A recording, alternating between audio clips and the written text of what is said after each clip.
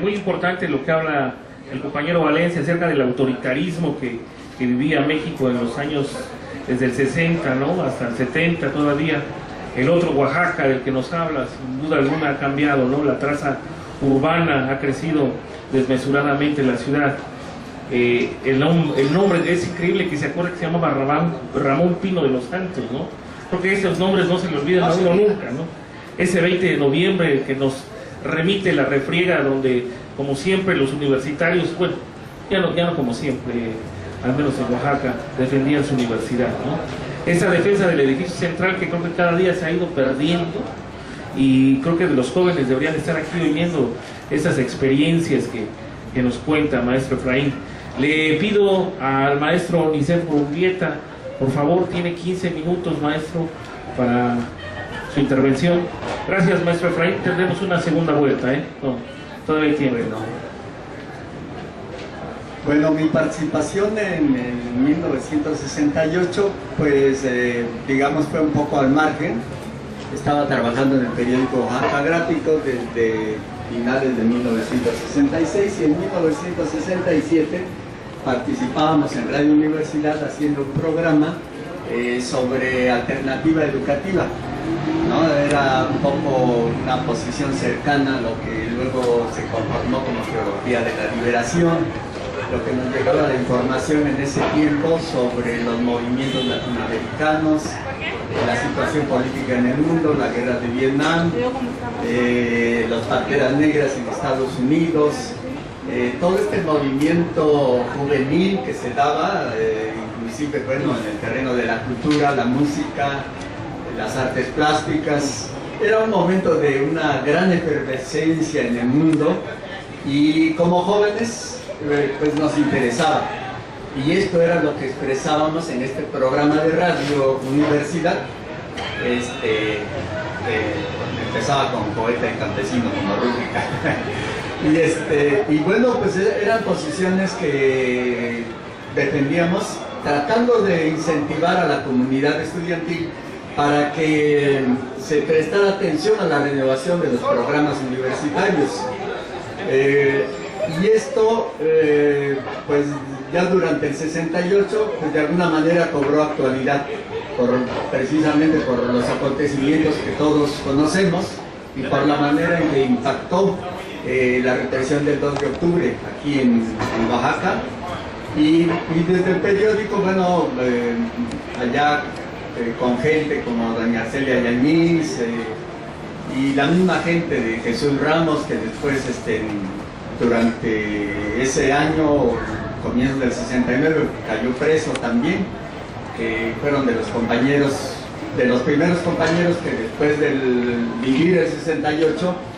pues no vieron más alternativa que entrar a la cuestión clandestina, a la lucha política por la vía armada.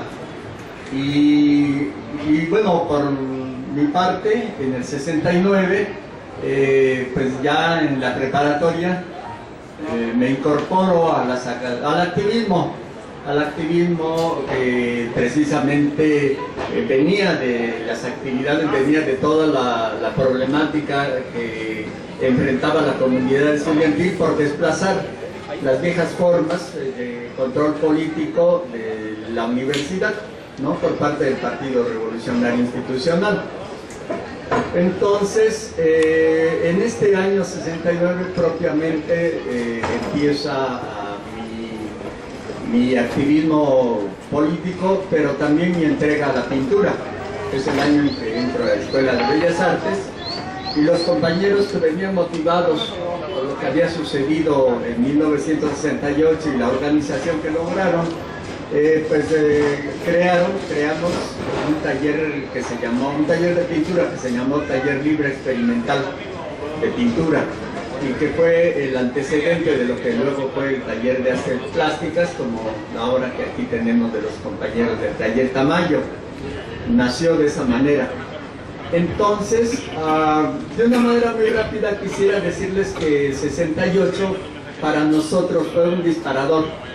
porque nos rompió límites, nos hizo atrevidos, de tal modo que no veíamos ningún obstáculo. En la Escuela de Bellas Artes esto nos llevó pues a uno de los compañeros que participó activamente en el 68, nos llevó a hacer cambios en la Escuela de Bellas Artes o a ser muy críticos en la preparatoria en el 69, y precisamente por eso pues al final pues, en lo personal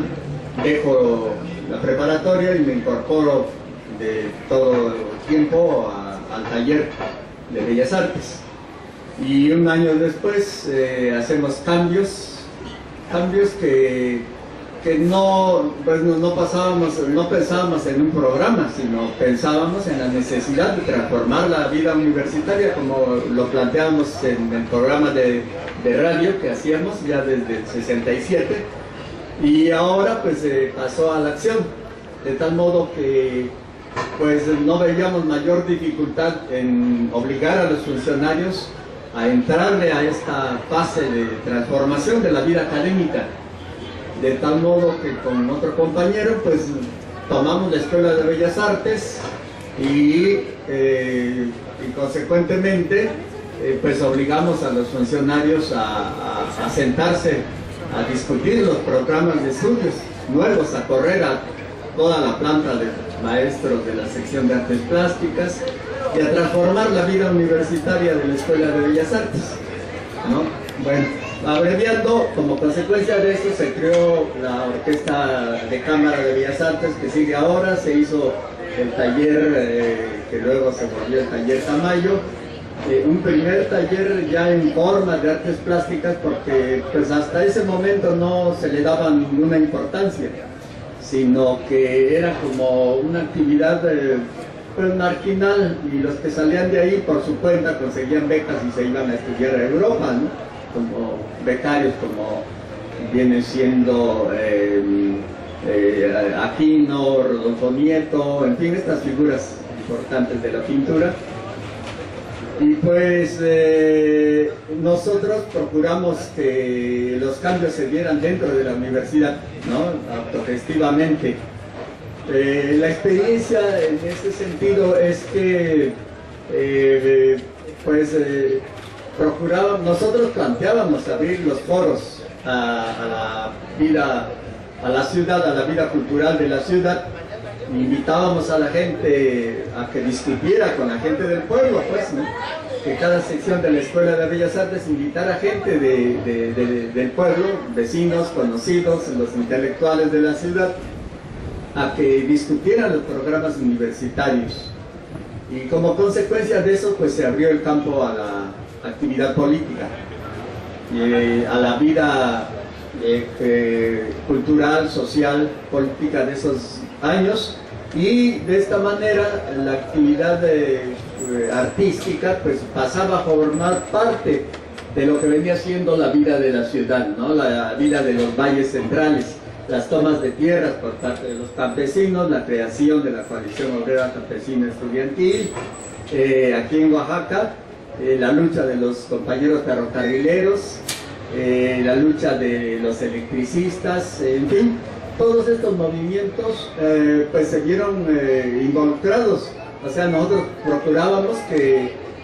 la actividad artística tuviera que ver con esos movimientos, de tal modo que en el 72, cuando empieza a crearse la Casa de la Cultura, pues los que estábamos en ese momento como activistas, pues somos parte importante de la creación de la Casa de la Cultura, y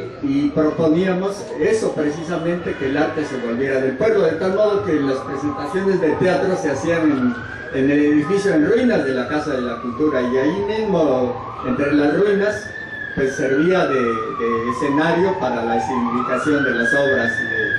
de concientización, porque eran las obras de Máximo Gorki, por ejemplo, y pues sí, creo que era muy importante, ¿no? para llevar otro tipo de ideas. Y claro, el público estaba conformado por gente de la población, principalmente campesinos y ferrocarrileros. Y fue una experiencia en ese sentido muy interesante, pero me gustaría compartirles con ustedes que una vez que logramos nuestras metas de un taller en forma y de que entraran profesores nuevos, todos eran profesores nuevos en la sección de artes plásticas, y queríamos hacer lo mismo en música, pero una vez que empezaron a funcionar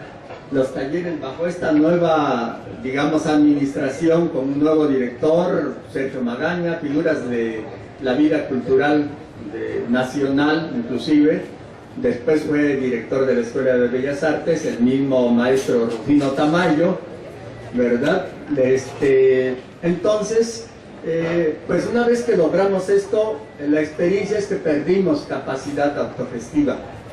Sí, el mismo funcionamiento académico, el mismo taller donde teníamos de todo, la universidad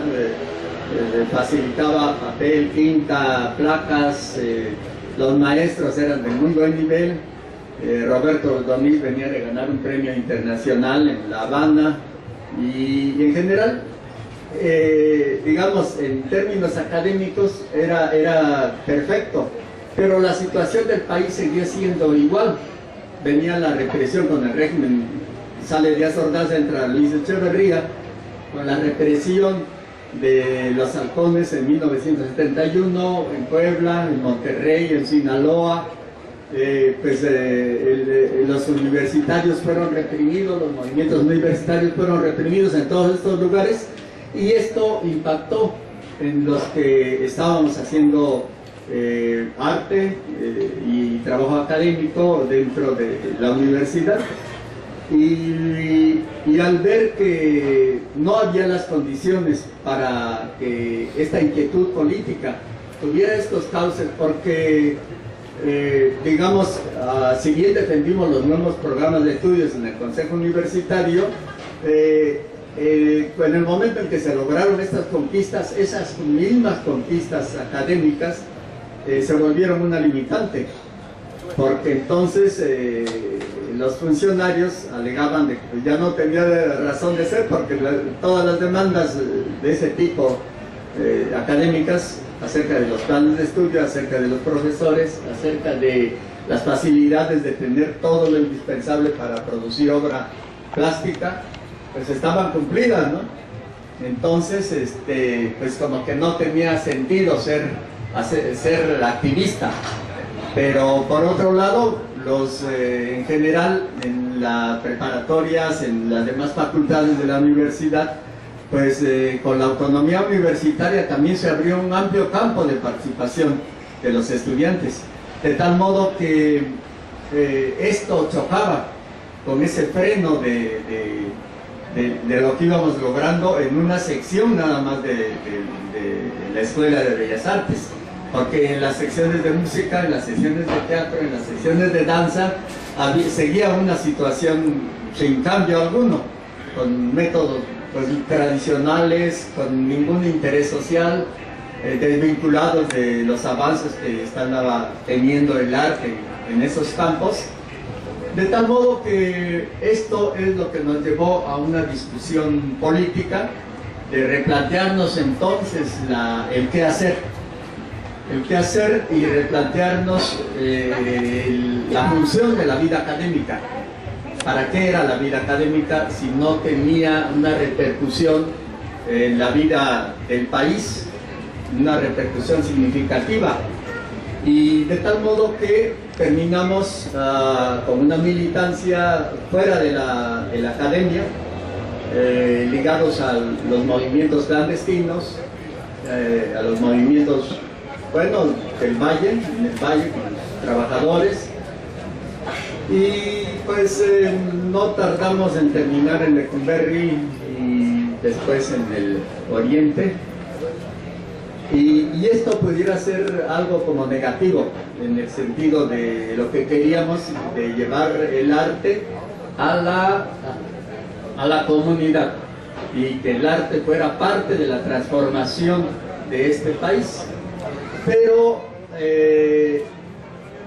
la experiencia es que, estando en la cárcel y precisamente motivados por los compañeros de la Liga Comunista, 23 de septiembre, se proponía que sin teoría revolucionaria, pues no hay acción revolucionaria, ¿no? Y en este sentido, motivados por eso, se empezó, bueno, yo en lo particular, cuando el gobierno de la República con López Portillo nos invita a la reforma política del Estado, me planteé lo que los compañeros de la Liga estaban proponiendo, la teoría revolucionaria, porque hasta ese momento había sido un crítico del dogma marxista, y pensábamos más en el ejemplo de Vietnam, por ejemplo, ¿no? La guerra popular prolongada, y seguir ese ejemplo era más importante que desgastarnos, así lo pensábamos, en la teoría y en la ortodoxia. Pero la invitación de los compañeros, como decía, de la Liga, sirvió para pensar en Marx, pero ya no como una doctrina económica o filosófica, sino sobre todo como una metodología para el conocimiento. Me dediqué a eso y pues así es que pues con el Capital, que es donde veía una metodología puesta en práctica por Carlos Marx. Durante un año se estuvo trabajando en este material, estuve casi con descansos de media hora al día, un año completo dedicado al Capital. Y al término, esto fue en del 76 al 77, a finales del 77, terminando el tomo 1 del Capital, me encuentro con la sorpresa de que por las condiciones mismas de la cárcel, al terminar el tomo 1 y al ser un pintor, yo estuve haciendo resúmenes de cada capítulo del tomo 1, y al final de esto yo tenía en 3 hojas bond en grafía, tenía el tomo 1, y todos estos 3 dibujos durante el curso del año se sintetizaron en una especie de algoritmo visual. Entonces, en una noche de que los guardias estaban cerrando las celdas, yo tenía 10 minutos para terminar. Ese día había por fin logrado sintetizar todo en una imagen. En ese momento, en el pequeño espacio que teníamos en la celda, puse mis 3 hojas y en un instante capté todo el tomo 1 como si estuviera el libro abierto, porque todos eran símbolos de colores y dibujitos, y todo estaba sintetizado, y vi todos los capítulos, todos, pero así con una enorme claridad, y me sorprendió tanto que la primera imagen que conecté era que estaba frente a un códice. Había hecho un códice del tomo 1 de Carlos Marx, y que permitía una lectura tan veloz de este libro, que me llevó a pensar que posiblemente por eso aquí en América se le dio más importancia que a la palabra, o que a la grafía de la palabra, se le dio una importancia fundamental a la imagen, y con la imagen se construyó la civilización mesoamericana, porque esto permitía lo que los chinos, el proverbio chino de que una imagen vale más que 1000 palabras. De repente yo lo estaba viendo en los hechos. Yo tenía todo un libro ahí clarísimamente explicado en forma de imagen, ¿sí? Fue tan grande este impacto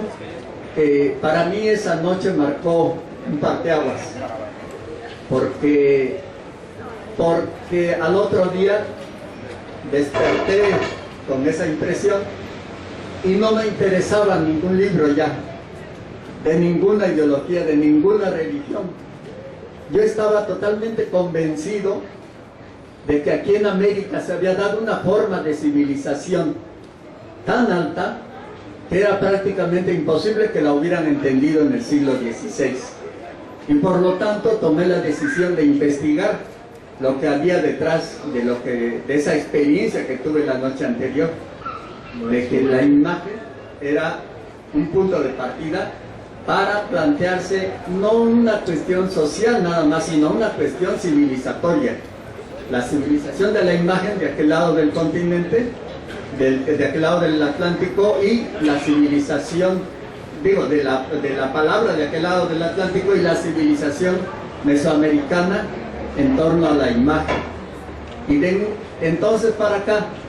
me he dedicado a eso, y la conclusión ahora, entre otras cosas,